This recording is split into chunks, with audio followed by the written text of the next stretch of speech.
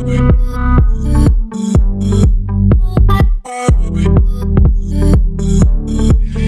Colleen, you talk a lot about entrepreneurs, executives, and managers who lead salespeople, how they kind of get stuck in what you refer to as the sales leadership insanity loop. By the way, I love that.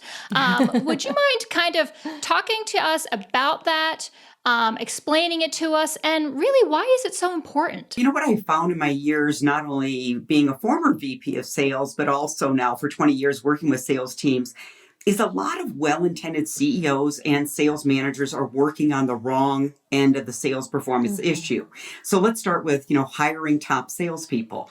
Now, rightfully so, they're going to be looking at what I call the hard skills. I often refer to this as a sales IQ.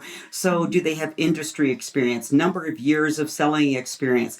But when you sit down and talk to a CEO or a VP of sales as to why this hire didn't work out, you never hear things like, well, they weren't prospecting or hitting quota, which is going to sound a little amazing for your audience today.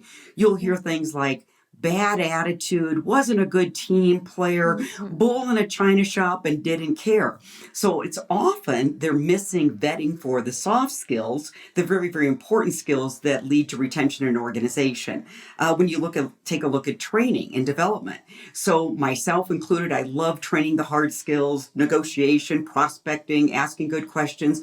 But when you really examine closer why salespeople aren't demonstrating the right selling behaviors, it usually goes back to lack of development of a soft skill, EQ skills. So that's the insanity loop. I was just going to say, so, why is it so important to then get out of that loop? Well, if you like big headaches and big bruises, that'd be your first reason there. But I would particularly say in these tough business environments where everything's getting more competitive, you have a lot of industries where there's the commoditization factor happening faster and quicker.